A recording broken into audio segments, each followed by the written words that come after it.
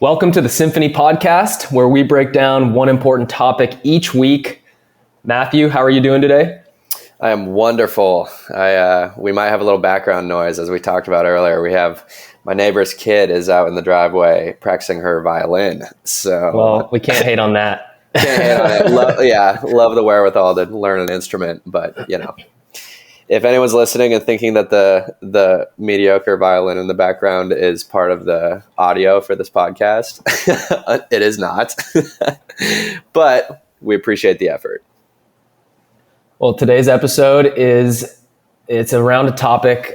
Basically, the idea is investing in yourself. And I remember I was sitting in a college class one time, and a business professor asked the class, like, what is one thing, or what is like the biggest thing that could come in between you and your goals? And kind of like pose that question to the class. Like, maybe he even asked us like what our goals were first. And like, to me, the first thing that I thought of was my health. Like, I know that if I'm healthy, I can perform well in my job, in my relationships, physically, mentally. And so being aware of what are the places in your life that might hold back other areas of your life. And then if you take the analogy of investment in stocks or in, like financial investment, a stable portfolio is diversified, and it leads right into the whole concept of a symphony and a balanced life. But the concept today is just to basically flip it and ask, if you're listening to this, to think about how you can diversify your own investments outside of just your job or the things that are obvious to invest in, like the areas that you're already doing a great job in. Like, how can you start to put a little effort and energy in different areas so that in the long run, if some shit goes down or if a curveball gets thrown your way, which is inevitable, you have your overall portfolio continuing to grow, if that makes sense. Yeah, I like where you started the conversation with health too, because I think that translates over into your ability to really do anything. Because if you don't have your health, you can't do much, right? And so I think having an emphasis on that is massively important. And I kind of like the angle for this conversation too, because I think it's very common when you think of investments or think about like smart activities, like investing in the stock market or companies that you believe are going to, experience exponential growth over the next couple of years. It's easy because you feel like you can identify where the growth will be. It's tangible because you actually get like a payout based off of your investment. And so like that's an easy entrance, or I don't know. I just feel like that's a pretty common thing for people to invest in. And there's a reason why people keep doing it, is because they have that tangible, Sure. You're able to see where it's going and how it's showing up in your life. Whereas I think people don't quite have that immediate payoff when you're investing in your health, when you're investing in your mind, your body, just like how you're spending your time personally and what you're going for with your personal goals, because I think it's like a slower release. But then I think if we can kind of shift that conversation for people of understanding the importance of like, why is it important to spend your free time bettering yourself or working on your body or learning or listening to podcasts or reading or doing whatever you're like trying to improve yourself in some direction, because it ultimately allows you to do whatever you want to do in the future, because you will have the skills to be able to get things done and to advance in basically any direction that you want to go. So I love this conversation. I think it's important, especially for young people to hear and to kind of take something that I thought about too was like, investing into the stock market is great, but it's also so volatile, and it's going up and down based on a ton of things that are completely out of your control. Whereas I think a cool concept for this conversation is that when you invest in yourself, you're actually investing into something that you have a large level of control over, just based off of your decisions, right? Because you're deciding how you're going to spend your free time and how you're going to invest in yourself ultimately. And you are kind of the captain of that ship. And so you have a lot more say over the direction that it's going to go than you do with the stock market, for example. Sure. So I think that's a, good reason to invest in yourself. Yeah. And kind of the other angle here that I should add is we love angles. We're angle guys.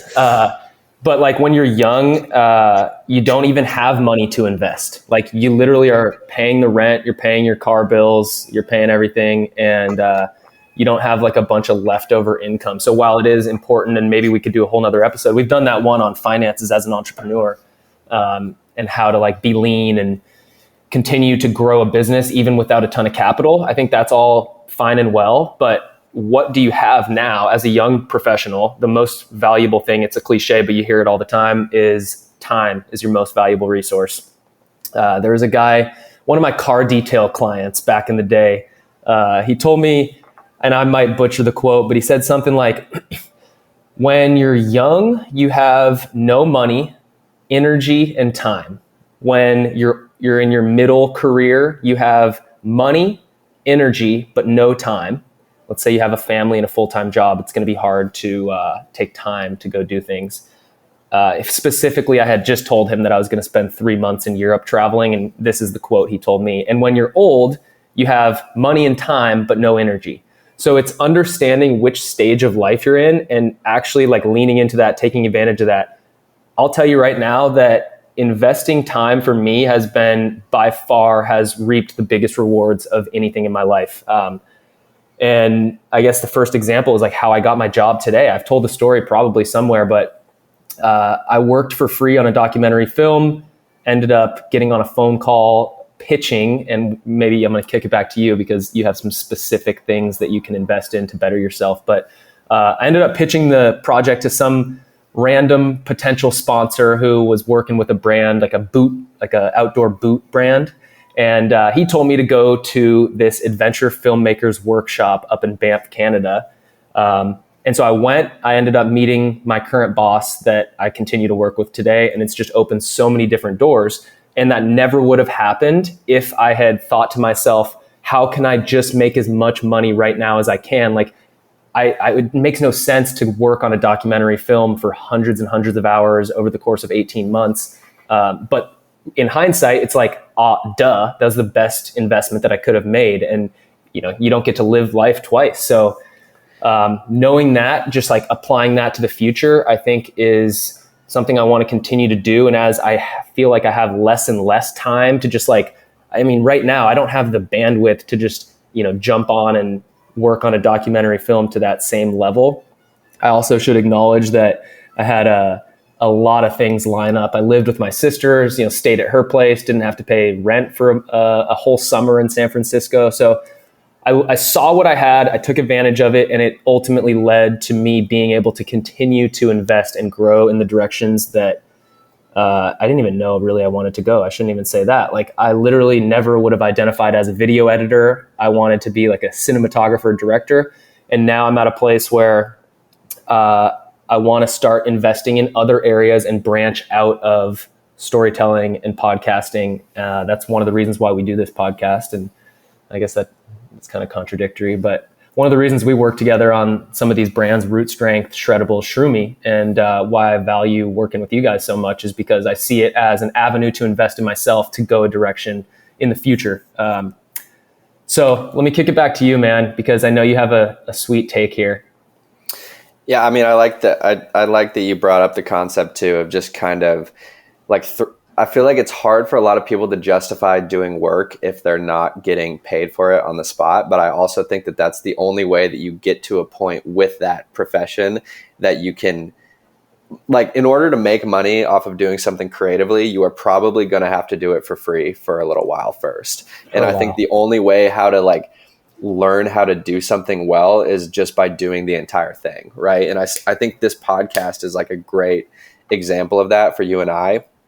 Because, I mean, we kind of just decided that we were going to do this podcast, threw ourselves into it, knowing that there weren't going to be any financial upsides for a while. And there probably was going to be a very small audience for a while. And we were going to build from the ground up and do it step by step. But because of that, shout out to the OGs. Yeah, seriously. But because of that, we've literally learned every single tiny little thing that goes into podcasting, and which has actually led me to multiple other opportunities, and you as well, doing like editing or show notes or little things that go into podcast production for other people where we actually are making money off of it too. And so it's like, but we wouldn't have gotten those opportunities if we didn't take the time on our own to figure it out and do it, you know, together, and figure out how, like, what makes it work, what makes it not work, what are important things to pay attention to, what's a good podcasting host site to set up on. Sure. Yeah, just all of it that goes into it. But you don't learn that by just kind of witnessing someone else do it, or just being a piece of a larger, like one piece of the puzzle, I guess. Like, your ability to just dive into something and do it, even if it's for free at the beginning, will teach you everything that you need to know to be able to do it on a much larger scale for money eventually. And so I think that's been a great learning opportunity for me, is just to kind of see that play out in my own life with multiple different things, not only with this podcast, but then with the brands, what we were talking about too, and the products. It's like, Roddy and I didn't know anything about making a food product 3 years ago when we decided to start Shreddables.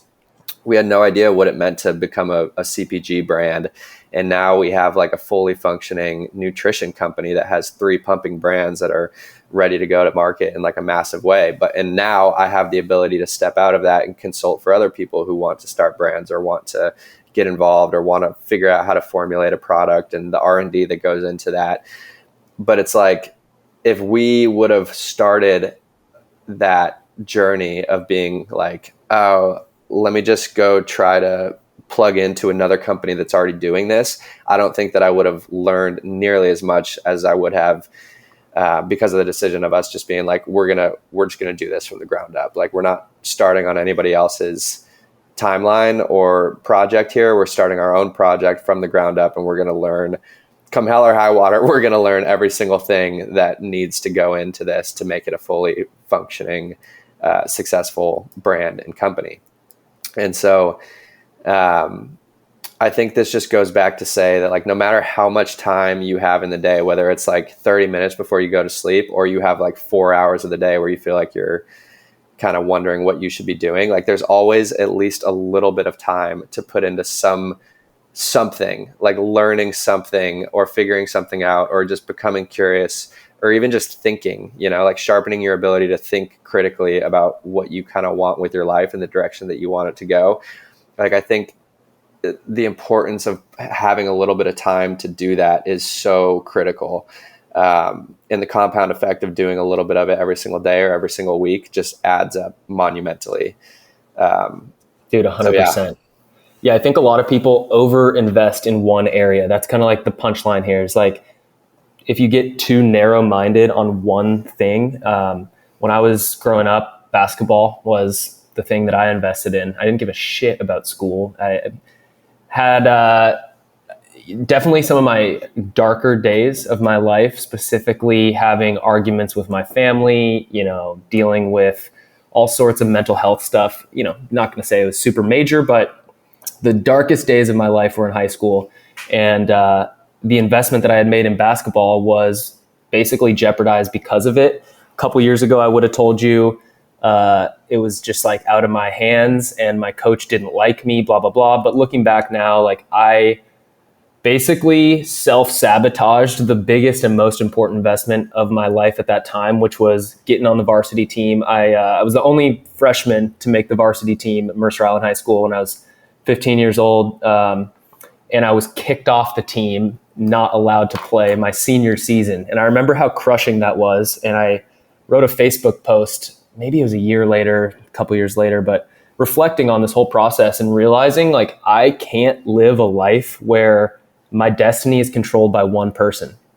So you're going to make mistakes. You're going to go through hard times. If your destiny, if your job is the only thing you're investing in, and that's all you care about, and you fuck it up, where, you know, now you're at square one. But if you fuck up one thing, which is probably going to happen to all of us at some point, and you've also been developing and nurturing relationships and skills and learning in other areas, then you can pivot and go that direction. We did a podcast with Roddy called Your Network Determines Your Net Worth. And I thought Roddy just articulated how to invest in relationships, not in a transactional way by any means, but some super good details in that episode. But networking and investing, what Jordan Harbinger, who has a resource, I'll plug it in the show notes. It's called 6-minute networking or something like that. 6 minutes a day. If you invest in just shooting text messages to people at the bottom of your messaging app, you do that every single day and it compounds, like you said, over time, and you maintain your relationships. You're basically digging the well before you get thirsty. So when some shit does go down, like you've already been actively you're first of all, you're not going to go to people and be like, oh, I just got fired and, I need a job. Like, no one wants to hire you. But it's like, hey, I just, it didn't work out with my company and I'm back in a place where, I want to take a new chapter on. And hey, I know we haven't talked in a while, but do you have any ideas? Yeah. And if you have skills that you've been building, you actually have the opportunity to show how you can provide value when you enter into that conversation. So it's like, not only have you kind of upkept the relationships, but you've been building your own skills and like keeping a mental inventory of who in your life is doing what and how you could potentially plug into what they're doing to create opportunity, not only for yourself, but for the other person that you're reaching out to as well, which is a massively different conversation than what you mentioned before of just being like, hey, I just got fired. Like, got any jobs for me? Mark Cuban says, if you think there's no opportunity out there, you're an idiot. Because there's so much opportunity, and a lot of people don't resonate with like the hardcore kind of like the real talk, like that type of messaging. But for me, it's like, it's absolutely the truth. Like, there's literally infinite opportunity out there in the world that you can tap into. But if you have like a scarcity mindset of like, there's no opportunity, COVID, I've heard this one, like, oh, I graduated college and COVID, there's no jobs. It's like, okay, well, don't sit on your ass, like build something, do something. Like, this is your chance to like, I know it's stressful and like, fortunately I didn't have to go through this, but I'd like to think that I would have handled it just fine. Like, even if there's not a job opportunity available today, I'd like to think that I'd still continue reading, learning, developing my own skills, and not to put myself on a pedestal at all. But I think this like flip of the mindset to understand that there is so much opportunity out there, it keeps you optimistic rather than like the pessimistic kind of like, oh, why even try kind of mindset. So totally. And I think I saw a post, one of my good friends posted a reference to this concept like last week, I think on social media, but just the concept of making ambitious mistakes. So, and I mean, I think everything you need to know about that is literally in that sentence, but like, I think just taking an inventory of like, what mistakes are you making in your life and like what area do they fall into? Because it's like, are you making mistakes because you're putting yourself out there and you're trying to advance yourself and you're trying to seize opportunities? And if the answer is yes, then that's great, because usually by doing that, it's like the mistake is not necessarily a mistake. It's more so just like a step in that process, because the only way to really learn how to do something is kind of to fuck it up in the process of trying to figure out how to do it. Right. And it's like, and that's why they say like, the 10,000 hours to mastery rule, or just the concept of mastering something in general, is because you've gone through the equation every single way that it goes, and you've done it every single wrong way, so that you've ultimately come out with this knowledge of how to do something so perfectly. But I think, people are afraid to start something a lot of times because they're afraid that they might fail, because they don't have the background or the experience or the knowledge that they think that they're going to need to jump into something. But I think you also, from the other side of things, hear that story time and time again of the person who ends up massively successful talks about how when they started, they had no fucking idea what they were doing, and it's like that. There's no one who was at step one and had it all figured out from the get-go. Like, that's not how that's just not how it happens. But dude, and the other thing to this point, like, I just think Amanda Knox was on Rogan's podcast and they kind of asked this question. If you know who Amanda Knox is, I don't mean to cut you off. Sorry about that, bro. No, but, go for it. I'll kick it back to you in a second. She spent 4 years in prison because she was framed for a murder she didn't commit. She was like basically all over the news worldwide, like kind of like tabloid media, and paparazzi actually comes from Italy. So they have this like super like sensational bullshit, fake media kind of thing. And so she like literally her whole life got fucked up and totally could have been crushed by that. Like so many people would, but she was able to basically take the shitty experience that she had. And this is like way on the far end of like the negative spectrum, and become this woman who's super articulate, educated, and driven because of the hard times that she went through. And the same thing like with Justin Wren, who's a UFC fighter and talks about like some of his bullying that he experienced growing up. Like it's like almost like you have to experience those shitty times to form or forge a quality human in the long run. And I've talked about getting kicked out of college. I've been arrested. I've made plenty of mistakes, got kicked off the basketball team. Some of the most negative things that ever happened to you turn out to tune you up and to harden you in a good way to the inevitable challenges that life will throw your way. And I feel like I'm more ready than ever to like take on something challenging in the future. And so like basically even when shit goes wrong, using that positive self-talk and that understanding that a challenge is just an opportunity to grow can just be insanely powerful. Like everybody I look up to, it's like not everybody, but most of the people I look up to have gone through some like serious hard times. And I know you guys too, like with the brands, like it has not been easy. Like the thing getting bought by a public company and then totally like put on the shelf and right. And it's also like everybody has something, right? And and it's never about comparison, because on paper someone's situation might be, way worse than another's, but like that's not the important piece here. It's the important piece is that everyone who's making an impact has also gone through something, but is incorporating daily things that are driving them in a positive direction. And I think that's kind of the whole conversation of investing in yourself. It's like, what are your daily activities? What mindset are you bringing to your life? Like, how are you viewing your past in relationship to your current self, in relationship to your future? And what is the internal narrative that you're telling yourself? Because that's ultimately what's going to drive you in whatever direction you're going to go, is the way that you decide to react and perceive the life that you've been given, and kind of the way that you're able to alchemize the resources that you have on your playing board. And usually it's more expansive than you think. Let me just pull up this quote, because I was listening to a podcast today, and I'm sure everyone here has listened to this quote by Marianne Williamson. She says, "Our deepest fear is not that we are inadequate. Our deepest fear is that we are powerful beyond measure." Have you heard that? Yep. And it keeps going on. And so I'll link the rest of it. But essentially, it's like, this is something I think that, just jumping off what you just said, we often have, for me in college, I saw it as my physical health or my mental health could get in the way of my future success and my achievement and goals and all that type of stuff. But also there's things in your mind, stories that you're telling yourself. For example, there's a million stories that could hold you back from starting a podcast. I just talked to a guy surfing today out on the coast at La Lancha here in Mexico. He told me, he's like, I've been wanting to start a podcast for so long. And he was telling me he was kind of like a little bit aware of his, like he's aging and he's dealing with some existential stuff, and was like very frank with me about it, and kind of just like a reminder that, this guy's been extremely successful. He's an investor. I'm sure he's financially set.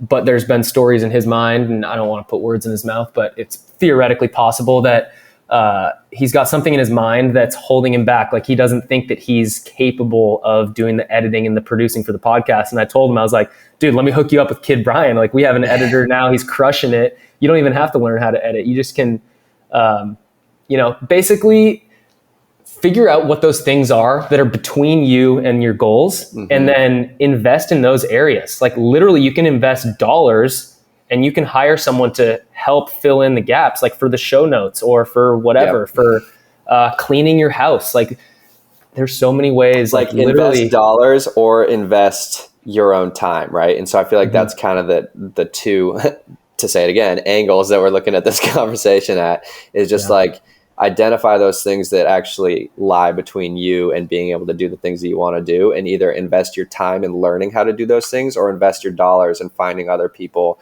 or other companies who know how to do those things and can make your job easier, basically. And one thing that I wrote down in my notes when I was preparing for this episode was just a question of how much time do you spend thinking about what you should do versus just doing it.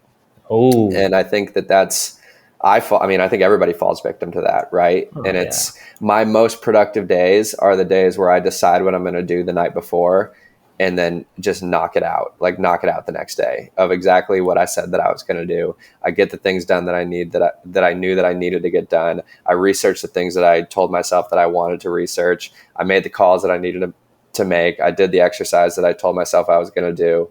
And it's like, you have that ability to do that over and over and over again. And if you develop, somewhat of a routine, or at least just kind of like a daily promise to yourself that you're going to continue on the path that you've set out, then you will see, really, really powerful, impactful change and growth within your own life. Like, I'm so certain of it. What was the Jordan Peterson take about, like, because I want to ask you, like, how do you invest in yourself, and why, Right. like, where are the areas that can just like what are the fundamentals? So he had this really, at least it was impactful for me when I read it. He said that if you can read and write effectively, you're essentially unstoppable. And what this article was referring to about him is that, like, Jordan Peterson is saying that there's no real difference between thinking and writing, and that your ability to think is based on your ability to write, because the ability to write is basically organizing ideas and helping you become a better critical thinker and a better communicator, and ultimately a decision maker, because when you're writing, you're actually physically putting things onto paper or onto a laptop, getting them down on a paper.